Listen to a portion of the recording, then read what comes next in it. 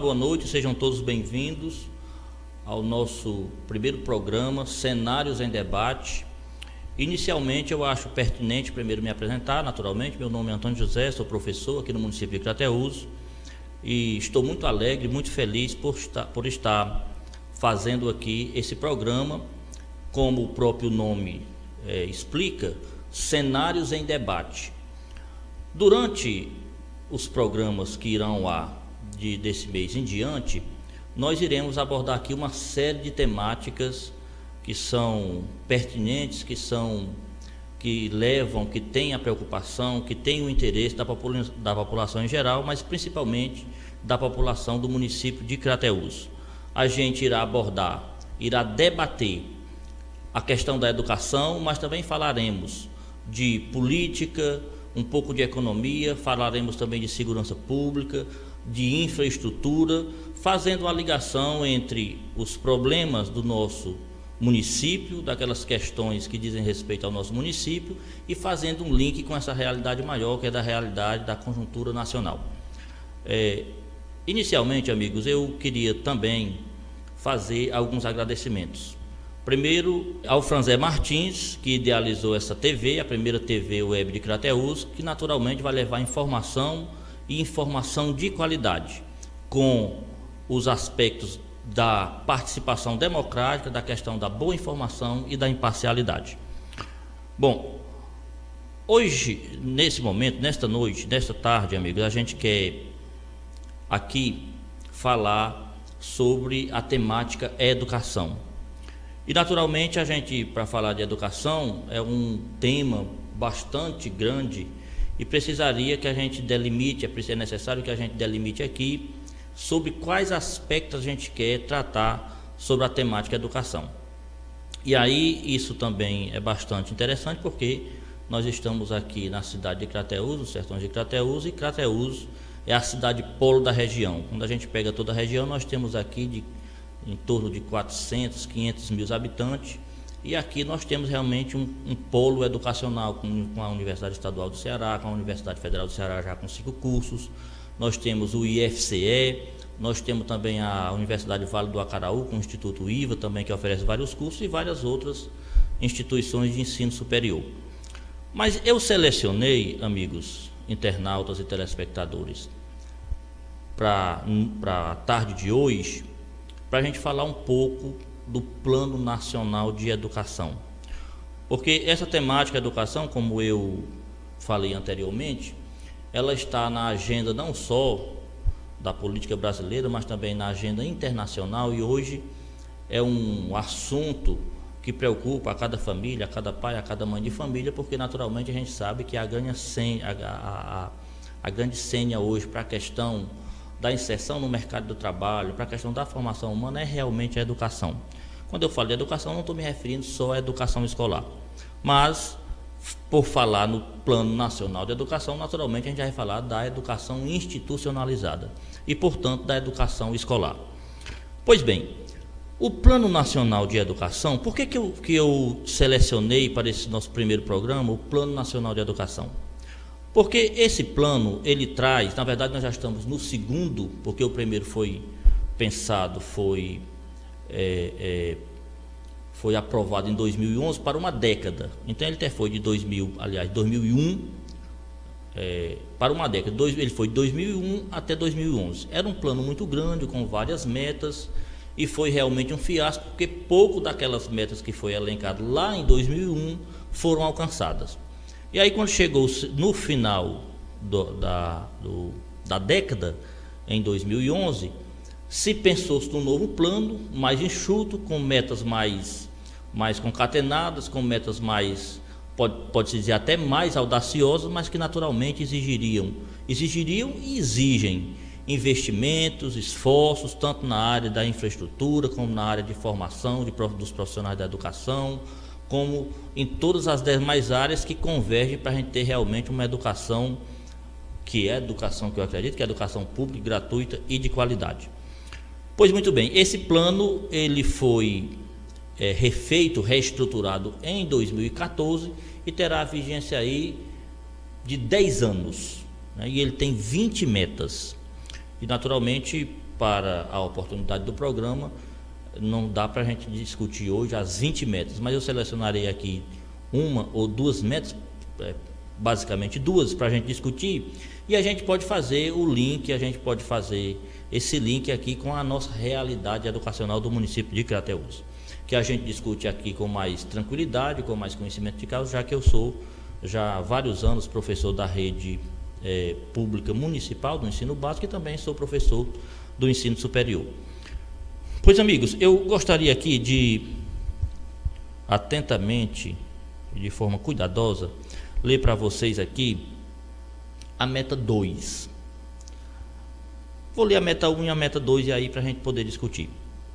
A meta 1 são 20, isso para uma década, ela terá cumprimento de uma década. A meta 1, ela diz o seguinte: universalizar até 2016 a educação infantil na pré-escola para as crianças de 4 a 5 anos de idade e ampliar a oferta de educação infantil em creche de forma a atender no mínimo 50% das crianças até os 3 anos, até o final da vigência do PNE. Vejam só aqui a amplitude apenas da meta 1. Universalizar até o ano passado, eu vou já explicar o que é universalizar, todas as matrículas de educação infantil de crianças de 4 e 5 anos. O ensino, de acordo com a Lei de Diretrizes e Bases da Educação Nacional, ele está dividido da seguinte forma: educação infantil, que vai até creche, que vai de 0 a 3 anos, educação infantil 4 e 5 anos, o ensino fundamental de 6 a 14 anos, o médio de 14 a 17 e aí o ensino superior. Veja só aqui a amplitude da meta 1. Significa dizer que em 2016, até 2016, nós estamos em 2018 naturalmente, né? Até 2016, precisaria que o Brasil estivesse com todas as suas crianças de 4 e 5 anos matriculada na educação infantil. E, para além disso, que metade, 50% das crianças com até 3 anos de idade estivessem matriculadas em creches. E, na verdade, já chegamos ao ano de 2016, passamos, né? Estamos em 2018, e essa meta, naturalmente, não foi atingida. Quais são, amigos internautas e telespectadores, quais são as linhas gerais de políticas públicas da educação para que essa meta seja garantida? Investimento. Em quê? Em formação de professores, em construção de creches e pré-escolas, que nós temos ainda uma grande necessidade, Brasil afora, de mais creches e pré-escola. Só a título de exemplo, nós tivemos um programa aí chamado de Pró-Infância, que era a construção de que é a construção de creche e pré-escola, mas que esse programa acabou desandando e não continuou com a mesma pujança que teve no início. Dispensa aqui dizer que governo foi, porque os mais avisados aí sabem exatamente quando começou esse programa. Então, essa meta, a meta 1 das 20, já começou a não ser cumprida, exatamente por falta de investimento. Precisamos de mais creches, de construção de mais creches, precisamos de mais professores, de mais formação e, portanto, de mais dinheiro, e essa meta ela não foi cumprida. Vejamos a meta 2, que vai tratar do ensino fundamental. Universalizar o ensino fundamental de 9 anos para toda a população de 6 a 14 anos e garantir pelo menos 95% dos alunos concluam essa etapa na idade recomendada até o último ano da vigência do PNE. Numa primeira leitura, os amigos internautas, os amigos navegantes, como diz o Paulo Henrique Amorim, pode dizer assim: bom, essa é mais fácil porque pelo menos a gente tem a sensação de que todas as crianças de 6 a 14 anos estão matriculadas no ensino fundamental. Mas veja que não é... Porque quando o legislador colocou aqui universalizar, o legislador está querendo dizer que aquela faixa etária, aquele corte de 6 a 14 anos, deveriam estar matriculados no ensino fundamental, que começa no primeiro ano e vai até o nono ano, que deveria ser no primeiro ano com 6 anos, né, que é a idade para a matrícula no primeiro ano, e até os 14 anos, que é o nono ano. Ocorre que a meta, amigos, acho que vocês foram atentos à leitura, se não vou repetir aqui, diz que esses mesmos alunos, toda essa categoria, todo esse corte de 6 a 14 anos que se matriculam no ensino fundamental, pelo menos de cada 10 alunos que se matriculam no primeiro ano, deve pelo menos dos 10, 9 ou 9 alunos e meio termine lá o ensino fundamental. E aí nós temos outro fiasco grande no Brasil. A universalização do ensino fundamental de 6 a 14 anos nós temos no acesso ou na matrícula, mas não temos no término. Se você pegar, eu não tenho aqui exatamente, precisamente, não sei precisar aqui um número, mas se você pegar de cada 100 alunos que matriculem-se no primeiro ano, eu talvez não chegue terminando 70, 75 alunos lá no final do ensino fundamental, que é o ensino de 14 anos. E aí nós temos um grande problema, um grande gargalo na educação, que é chamado de evasão escolar. Isto é, o aluno se matricula, estuda 1 ano, 2, alguns terminam o 3º ano, outros vão conseguir ir até o 4º, menos terminam o 5º, menos ainda vão para o 6º, e quando chega lá no final do 9º ano, talvez aí nós tenhamos em torno de 70%, aproximadamente 70% ou até menos de alunos terminando o 9º ano. Por que se dá a evasão escolar? Amigos, nós sabemos que o Brasil, embora no geral, no que o país gasta com educação, que é em torno de 4,5%, 5% do produto interno bruto, que é o PIB, mas se nós compararmos o valor per capita, o valor que se gasta por cabeça com um aluno no Brasil, se nós compararmos com os países desenvolvidos, os chamados países da OCDE, os países da Organização para a Cooperação do Desenvolvimento Econômico, chega de 65 países, o Brasil gasta muito menos, muito aquém do que esses países ricos, a exemplo da Europa Ocidental, a exemplo dos Estados Unidos, Canadá, os tigres asiáticos, Singapura, Coreia, enfim. E, portanto, embora a qualidade da educação não seja só uma questão de dinheiro, também passa pela questão da boa gestão, passa pela questão da eficiência dos gastos, mas é verdade que o Brasil ainda gasta muito pouco. E se a gente for comparar, ainda tem mais um dado interessante, se a gente for comparar o que se gasta com o ensino básico em comparação com o que se gasta com o ensino superior, porque o Brasil ele começou de forma ao avesso. Enquanto que a Europa Ocidental primeiro cuidou do seu ensino fundamental, do seu ensino básico, para depois ir para a universidade, o Brasil aqui começou a oferecer educação, começando da universidade para aqueles que podiam pagar, e depois foi se preocupando aos poucos com o ensino, com a base da pirâmide, com o chamado ensino fundamental.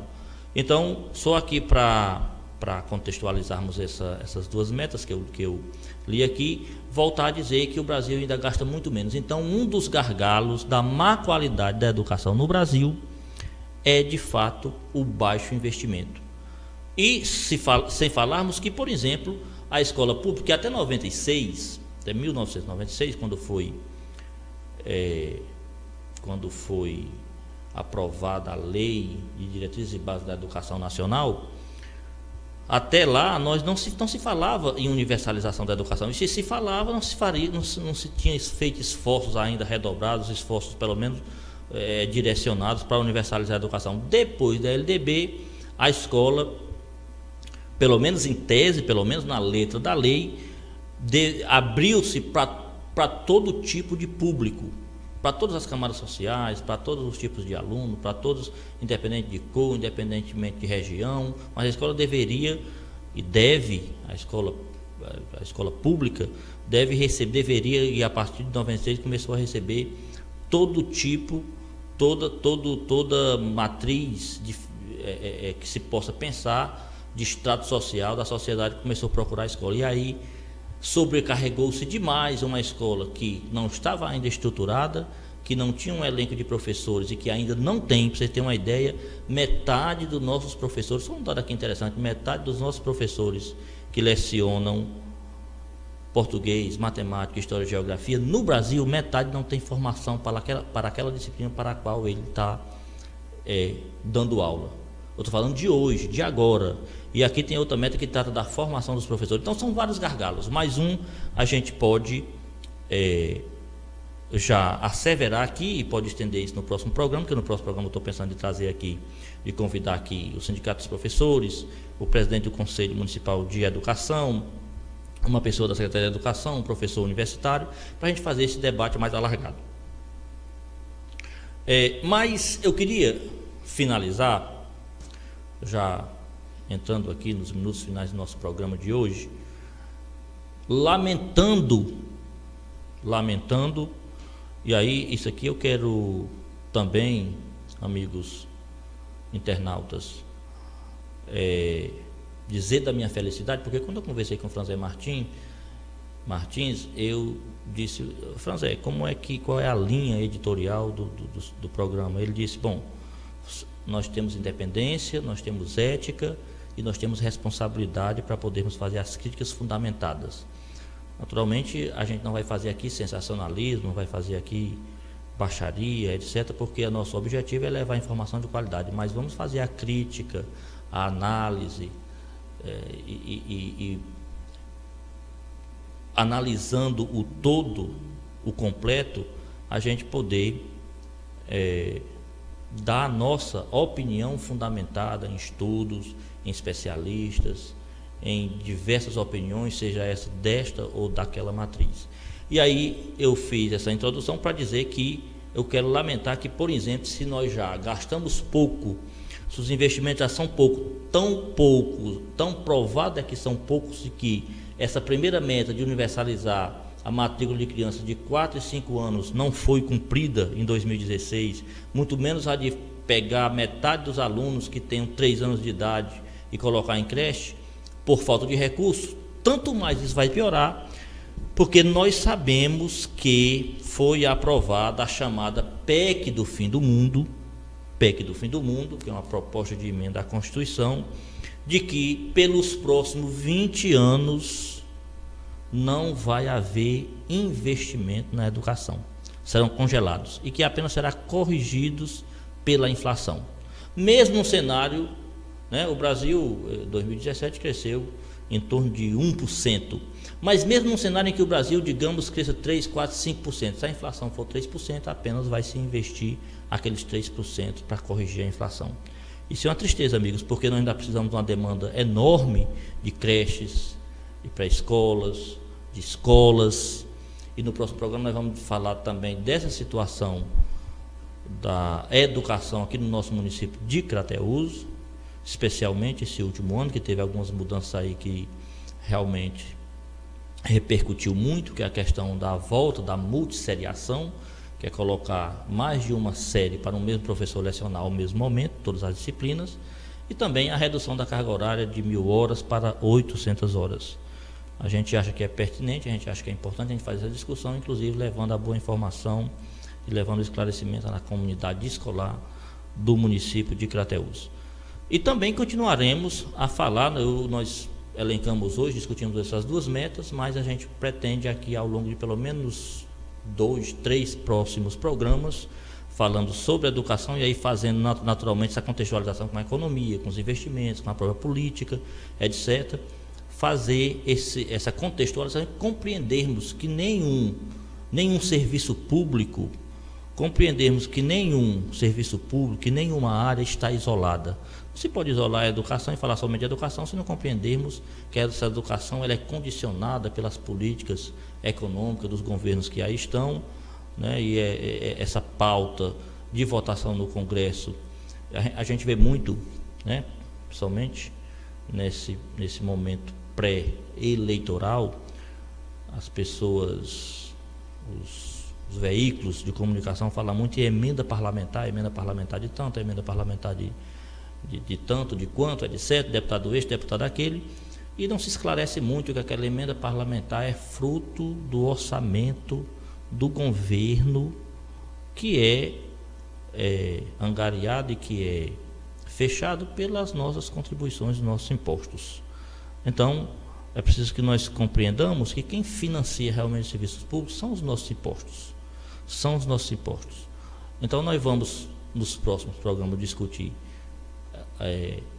Falamos de 2 hoje, até fecharmos esse ciclo de 20 metas e contextualizarmos, dizendo qual é o nosso pensamento sobre a educação e quais as mudanças que implicará naturalmente na boa ou na má educação das nossas crianças aqui no município de Crateús, já que repercutiu muito essa questão da multisseriação. E vamos dizer também qual é o nosso pensamento sobre a questão das avaliações externas, do SPAES, do Índice de Desenvolvimento da Educação Básica do IDEB. E eu acho que vai ser muito produtivo, vai ser muito interessante. Quero também naturalmente pedir desculpa aqui, é meu primeiro programa de televisão, mas a gente não está assim tão espontâneo, né? Por conta do momento novo na vida da gente, mas eu acho que vai ser bastante interessante. Naturalmente é um tema que, para quem não é da área, pode parecer um pouco pesado. Mas fechar aqui com o pensamento com certeza, do maior educador brasileiro, Paulo Freire, que disse que a educação, educar, é um ato de amor.